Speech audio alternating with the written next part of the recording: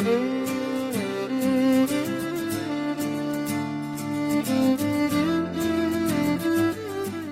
آپ کے سوچنے، لکھنے اور پڑھنے میں کوئی رکاوٹ نہیں، اگر آپ اپنی مرضی کے مطابق اپنی زندگی گزار سکتے ہیں تو یقیناً آپ آزاد ہیں، اور آزادی ایک بہت بڑی نعمت ہے۔ یہ آزادی، یہ پیارا وطن پاکستان ہمیں قائد اعظم محمد علی جناح کی ولولہ انگیز قیادت تحریک پاکستان کے رہنماؤں، نوجوانوں، خواتین اور بچوں کی بے شمار قربانیوں کے نتیجے میں حاصل ہوئی ہے۔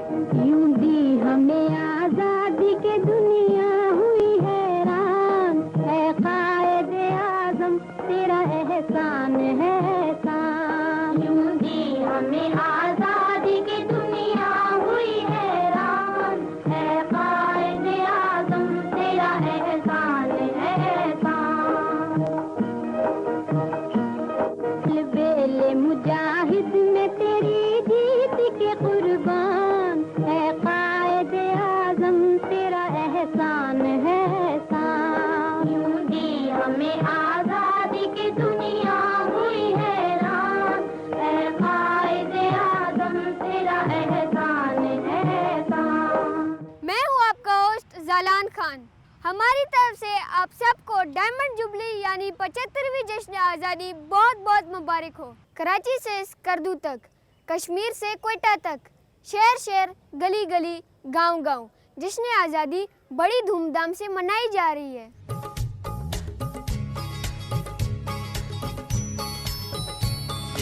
ہمارا پرچم، یہ پیارا پرچم، ہمارا پرچم، یہ پیارا پرچم، یہ پرچموں میں عظیم پرچم، یہ پرچموں میں عظیم پرچم، عطائے رب کریم پرچم، ہمارا پرچم، یہ پیارا پرچم۔ تحریک پاکستان یعنی حصول آزادی میں ہر علاقے کے لوگوں، رہنماؤں، طلباء اور کارکنان پاکستان نے بہت اہم کردار ادا کیا ہے۔ دوستو، آج کے ہمارے پروگرام قائد اور اسلامیہ کالج میں ہم صوبہ سرحد یعنی خیبر پختونخوا کے لوگوں، اسلامیہ کالج اور ایڈورڈز کالج کے طلباء کا کردار اور قائد اعظم محمد علی جناح کی صوبہ سرحد یعنی خیبر پختونخوا کے دوروں کا ذکر کریں گے۔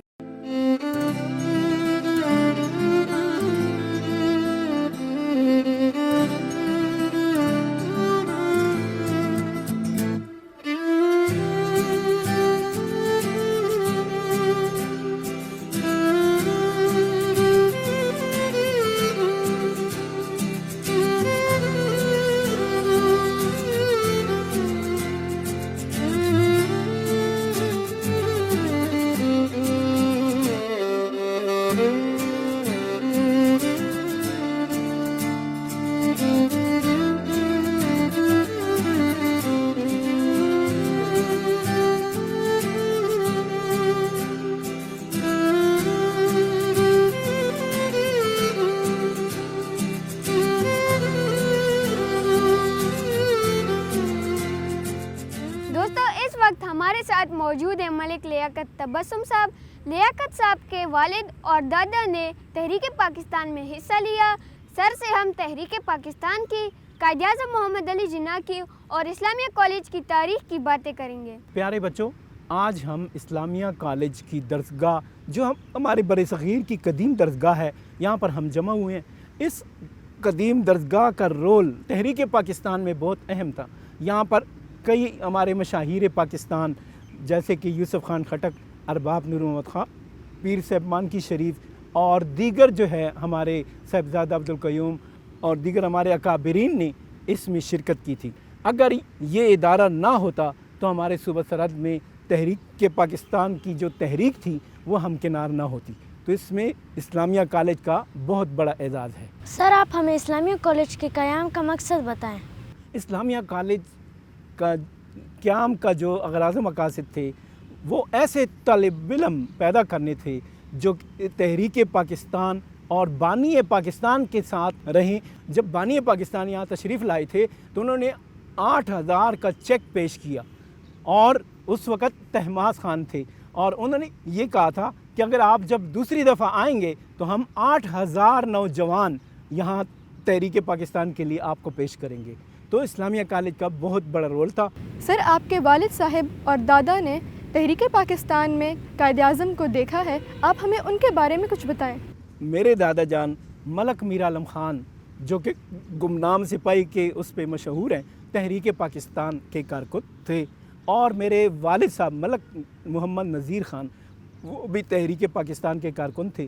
اور جب بابا قوم یہاں تشریف لائے، میرے والد صاحب نے اور میرے دادا جان نے وہاں سے ایک بہت بڑے جلوس کی شکل میں آئے، بابا قوم کا استقبال کیا.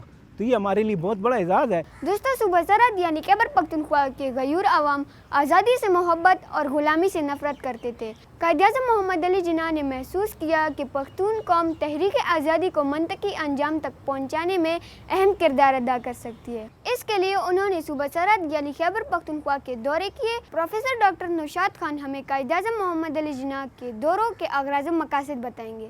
بیٹا، قائد اعظم محمد علی جناح نے اپنی زندگی میں 3 بار ہمارے اس صوبے کا دورہ کیا. پہلی بار وہ آئے تھے 1936 میں، جب دوسری جنگ عظیم ختم ہو گئی تو نومبر 1945 میں دوسری بار وہ تشریف لائے. اور پھر بیٹا تیسری اور آخری بار جب وہ پاکستان کے گورنر جنرل بنے تو وہ 1948 میں یہاں پر آئے. اب بیٹا میں آپ کو بتاؤں کہ انہوں نے ان 3 دوروں کے دوران انہوں نے یہاں پر ہمارے ہاں جو قیام کیا وہ 22 دن ہمارے پاس انہوں نے قیام کیا ہے. اور ان 22 دنوں کے دوران انہوں نے 24 خطبے ہیں، تقاریر ہے، اور 22 دن ان کا قیام ہے. وہ جب بھی انہوں نے خیبر پختونخوا کا دورہ کیا تو وہ ہر بار اسلامیہ کالج آئے. اور تینوں بار میں آپ کو بتاؤں کہ انہوں نے اسلامیہ کالج کے اسٹوڈنٹس کی دعوت پر انہوں نے اسلامیہ کالج کا دورہ کیا. میں صرف اتنا آپ کو بتاؤں کہ 1936 میں وہ اسلامیہ کالج کی جو ہماری سوسائٹی تھی خیبر یونین، اس کے تاحیات اعزازی ممبر بنے. انہوں نے لائبریری جا کر وہاں پر اپنے تاثرات قلم بند کیے. اور پھر 1945 میں وہ یہیں پر اس مقصد کے لیے آئے تھے کہ وہ نظریہ پاکستان کی وضاحت کریں. 1936 میں وہ چاہتے تھے کہ اس علاقے میں جو یہ پشتونوں کا علاقہ ہے، وہ چاہتے تھے کہ آل انڈیا مسلم لیگ ایک جماعت کے طور پر اس کو منظم کیا جائے. دوسرے دورے میں انہوں نے نظریہ پاکستان کی وضاحت کی ہے. اور پھر بیٹا تیسری اور آخری بار 1948 میں تو انہوں نے کہا کہ میں اسلامیہ کالج کے طلبہ کو تھینکس ادا کرنے کے لیے، ان کا شکریہ ادا کرنے کے لیے آیا تھا. اور ان کے اپنے الفاظ ہیں کہ آپ لوگوں نے تحریک پاکستان میں جو کردار ادا کیا وہ نہایت ہی شاندار کردار ہے. دوستو، اسلامیہ کالج پشاور سے بانی پاکستان قائد اعظم محمد علی جناح کی لگاؤ اور محبت ایک انوکھی داستان ہے. پروفیسر ڈاکٹر نوشاد خان اس بارے میں کیا کہتے ہیں، آئیے سنتے ہیں. بیٹا، قائد اعظم محمد علی جناح اور اسلامیہ کالج پشاور کی جو وابستگی ہے اور اسلامیہ کالج کے طلبہ کی جو عقیدت ہے اپنے لیڈر کے ساتھ، میں سمجھتا ہوں کہ ہماری تاریخ کا ایک نہایت ہی روشن باب ہے. آپ دیکھ لیجئے کہ قائد اعظم کی جو وابستگی ہے اسلامیہ کالج کے ساتھ، یہ 1939 میں بامبے میں بیٹھے ہیں اور ایک وصیت لکھ رہے ہیں قائد اعظم. اور اس وصیت کو میں پڑھ رہا تھا، اس میں دیکھ رہا تھا کہ قائد اعظم کے جتنی بھی نیئرز اور ڈیئرز ہیں، ان کا ایک بھائی تھا، ان کا نام ہے، ان کی جو سسٹرز تھیں 4 ان کے نام ہیں، اور چند جو ہیں تعلیمی ادارے ہیں سندھ کے اور باقی ہندوستان میں، ان سب کا انہوں نے اپنی وصیت میں ذکر کیا ہے. لیکن انہوں نے ایک جو نہایت ہی بڑا پوائنٹ میں آپ لوگوں کے سامنے دے رہا ہوں، انہوں نے اپنی وصیت میں ایک جگہ لکھا ہے کہ میں مسلم یونیورسٹی علی گڑھ اور اسلامیہ کالج پشاور اور سندھ مدرسۃ الاسلام کراچی، قائد اعظم نے لکھا ہے کہ میں اپنی ذاتی جائیداد میں ان تینوں اداروں کو 1/3 حصہ دے رہا ہوں. اور نے کہا کہ میری وفات کے بعد یہ حصہ ان کو دیا جائے. قائد اعظم کی وفات کے بعد قائد اعظم کی ذاتی جائیداد سے اسلامیہ کالج پشاور کو جو رقم ملی ہے بیٹا، وہ ہے 1,08,11,600 روپیہ. بیٹا میں آپ کو یہ بتاؤں کہ ایک شخص جو ہے وہ اتنا بڑا لیڈر کہ وہ 1939 میں بامبے میں بیٹھ کر اس علاقے کے بارے میں، یہ جو بالکل سنٹرل ایشیا کے ساتھ ہے، اور قائد اعظم وہاں ایک ادارہ اسلامیہ کالج اس کے بارے میں سوچ رہا ہے، اور قائد اعظم کو یقین تھا کہ یہ جو پشتون قوم ہے اور یہاں جو طلبہ پڑھ رہے ہیں وہ تحریک پاکستان میں ہر اول دستہ ثابت ہوں گے، اور ان لوگوں کا کردار جو ہے بڑا شاندار ہوگا، اس لیے انہوں نے ہمیں جو ہے اس میں اپنی وصیت میں شامل کیا۔ تو میں سمجھتا ہوں کہ قائد اعظم کے جو توقعات تھی اور ان کی جو بصیرت تھی وہ بالکل صحیح تھی، کیونکہ بعد میں اسلامیہ کالج کے طلبہ نے جو کردار ادا کیے وہ نہایت ہی شاندار ہے۔ دوستو، اسلامیہ کالج پشاور اور ایڈورڈز کالج پشاور نے نہ صرف تحریک پاکستان میں اہم کردار ادا کیا ہے بلکہ استحکام پاکستان میں بھی بہت اہم کردار ادا کر رہے ہیں۔ زندگی کے ہر شعبے اور وطن کی دفاع میں ان اداروں کا کردار قابل ذکر ہے۔ اسلامیہ کالج ایک تاریخی ادارہ ہے۔ اسلامیہ کالج کے گریجویٹس نے نہ صرف اس صوبے یا اس ملک کی خدمت کی ہے بلکہ انہوں نے بین الاقوامی لیول پہ بھی پاکستان کا نام روشن کیا ہے۔ پاکستان کا نام مجموعی طور پر 4 لوگوں نے تجویز کیا تھا، اور یہ چاروں لوگ 1933 میں کیمبرج یونیورسٹی میں ہوا کرتے تھے۔ وہاں پہ انہوں نے ایک میٹنگ کی تھی اور انہوں نے مشترکہ طور پہ پاکستان کا نام تجویز کیا تھا۔ ان 4 لوگوں میں ایک تو ظاہر چودھری رحمت علی صاحب تھے، اور باقی تینوں کے 3 اسلامیان تھے۔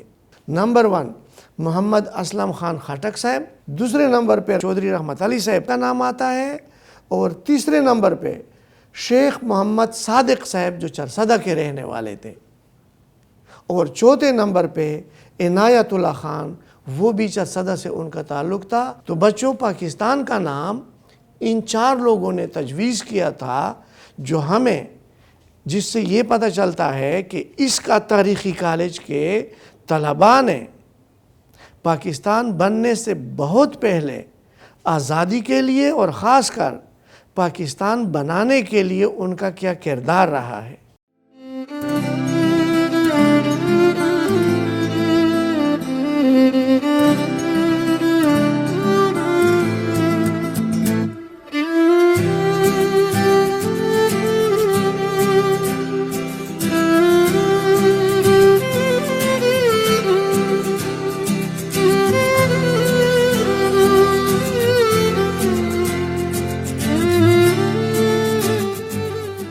بچوں، جس طرح پورے ہندوستان میں پاکستان کے قیام کے لیے جدوجہد تھی اور لوگ بڑے پرجوش تھے، تو ایسے میں خیبر پختونخوا کے لوگ بھی کسی سے پیچھے نہیں تھے۔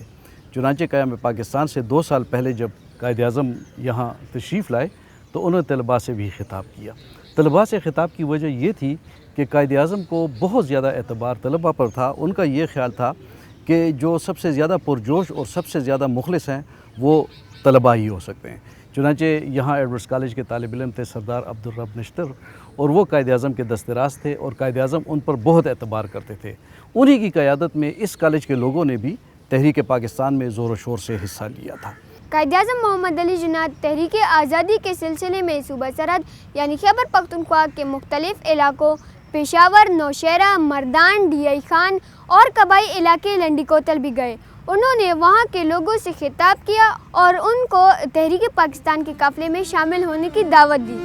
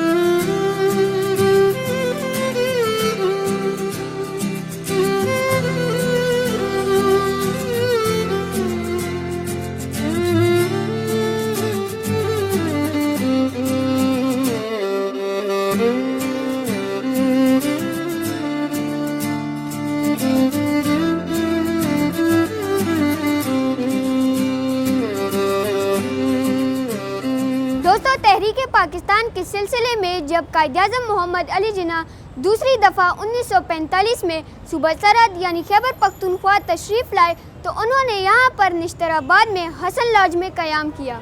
यहाँ पर उनके मेज़बान खान हसन बहादुर खान साहब थे। मैं आपको बताता हूँ कि कायद-ए-आज़म ने 9 दिन यहाँ पे स्टे मेरे वालिद साहब के साथ किया और वो यहाँ से हर डेलीगेशन को मिलते थे। कायद-ए-आज़म साहब जो हैं वो यहाँ आए तो यहाँ से वो जलूस की शक्ल में शाही बाग गए, तोरख़म गए, लंडी कोतल गए गाड़ी में बैठकर। कायद-ए-आज़म बज़ात ख़ुद एक बहुत अच्छे इंसान थे जिसने हमारे लिए जद्दोजहद करके हमें एक अलहदा रियासत दी है, जिसके लिए हम उनके शुक्रगुज़ार हैं और उनको आज तक हम याद रखते हैं। तहरीक पाकिस्तान में ज़्यादातर जिन लोगों ने हिस्सा लिया है उसमें उलमा और मशाइख की तादाद बहुत ज़्यादा है और उसकी वजह ये है कि उस वक्त जो नारा लगता था कि पाकिस्तान का मतलब क्या, ला इलाहा इल्लल्लाह। जब यहाँ ये रेफरेंडम का सिलसिला चल रहा था तो यकीनन उस वक्त कायद-ए-आज़म रहमतुल्लाह अलैह को एक ऐसी शख्सियत की तलाश थी कि वो सही तरीके से KPK में जो रेफरेंडम का सिलसिला था उसको कामयाब बनाए।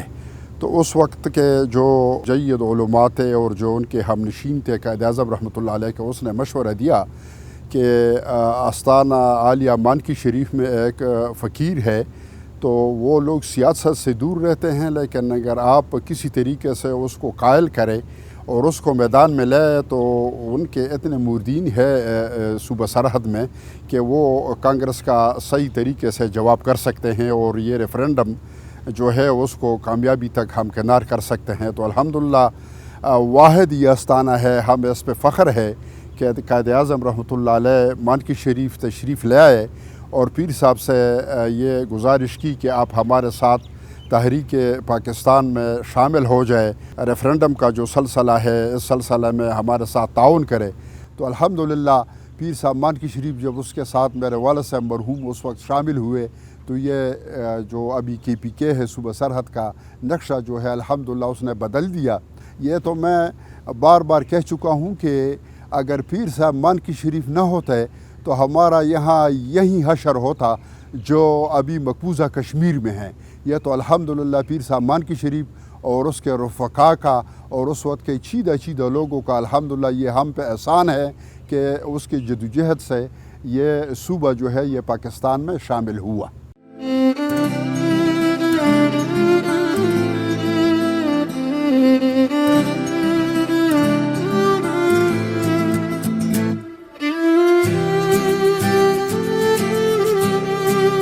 दोस्तों, तहरीक पाकिस्तान में सूबा सरहद यानी खैबर पख्तूनख्वा की ख़वातीन ने बहुत अहम किरदार अदा किया है।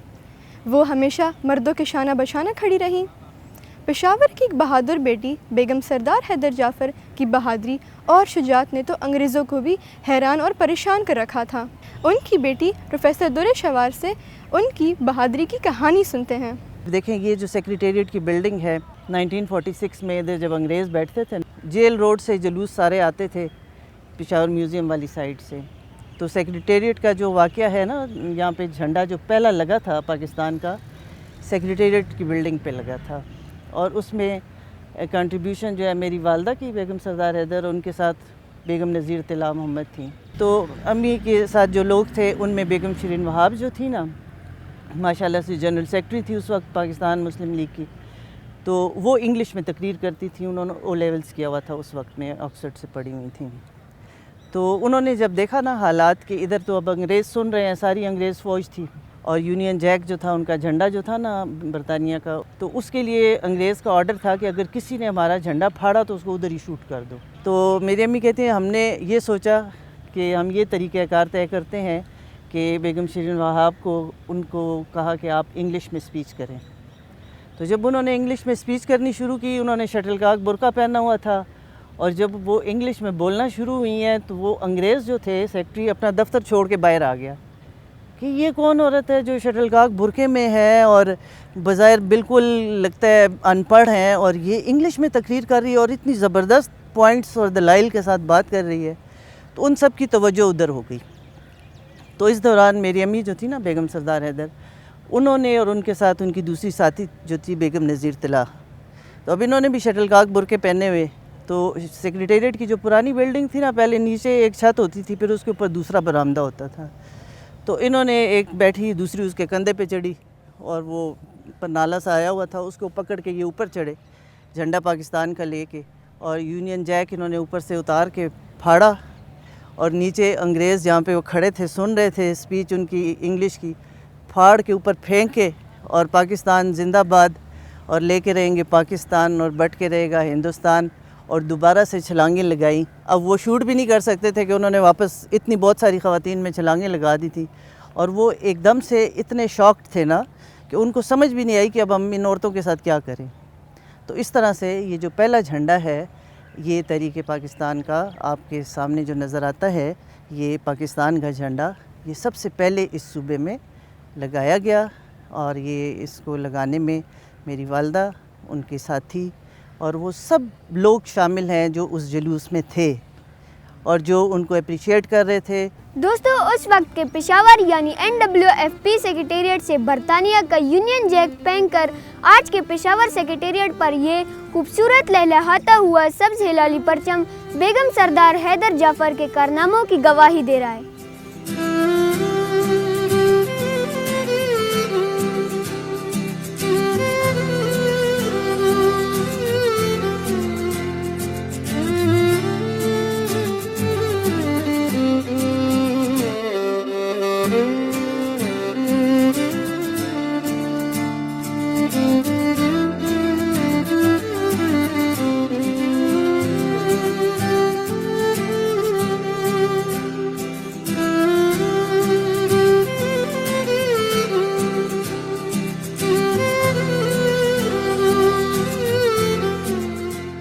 دوستوں، اس وقت ہم موجود ہیں ریڈیو پاکستان کے پشاور اسٹوڈیو میں۔ ہمارے ساتھ موجود ہیں پروگرامز مینیجر عبدالمجید بلوچ صاحب۔ آئیں ان سے اعلان پاکستان کی کہانی سنتے ہیں۔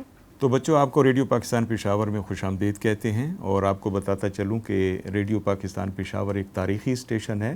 6 مارچ 1935 کو اس کا قیام عمل میں آیا، اور پھر وہ گھڑیاں بھی آئیں جب 13 اور 14 اگست کی درمیانی رات یعنی کہ 1947 یہاں سے قیام پاکستان کا اعلان بھی ہوا، اور جو اردو میں اعلان ہوا تھا وہ آفتاب احمد نے کیا یہاں سے، اور پشتو میں جو اعلان تھا وہ عبداللہ جان مغموم نے یہاں سے اعلان کیا، اور اس کے بعد یہاں سے احمد ندیم قاسمی صاحب کا لکھا ہوا ملی نغمہ نشر ہوا، پاکستان بنانے والے پاکستان مبارک ہو۔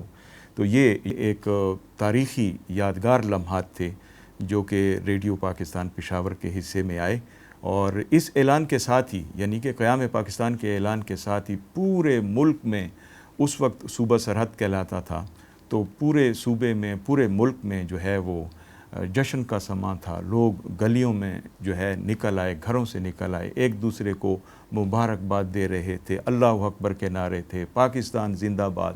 یہ وہ سماں تھا اس وقت، سب بچے بڑے بوڑھے سب جو ہے وہ خوشی سے نہال تھے۔ تو یہ وہ لمحات تھے جو کہ ریڈیو پاکستان پشاور کے حصے میں آئے، اور اس رات یعنی کہ 13 اور 14 اگست کی درمیانی رات 12:01 پر جو ہے یہ آل انڈیا ریڈیو سے پاکستان براڈ کاسٹنگ سروس بن گیا۔ دوستو، اگست کا مہینہ شروع ہوتے ہی گھروں کی چھتوں پر سبز ہلالی پرچم لہلہانے لگتا ہے، گلی گلی سے ملی نغمے گونجتے ہیں۔ دوستو، میرے ساتھ بھی پیارے پیاری ساتھی موجود ہیں، آئیے ان سے ملی نغمے سنتے ہیں۔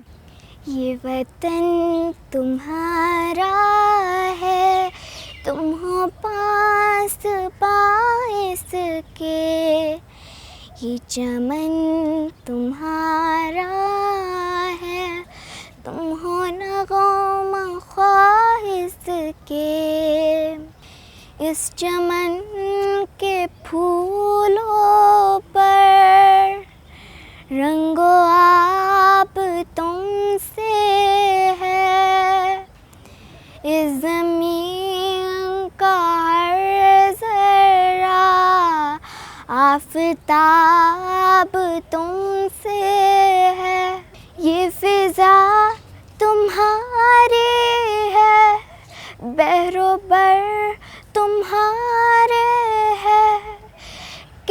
آشا کے یہ جاگے رہ گزر تمہارے ہیں، یہ وطن تمہارا ہے، تم ہو پاس باعث کے۔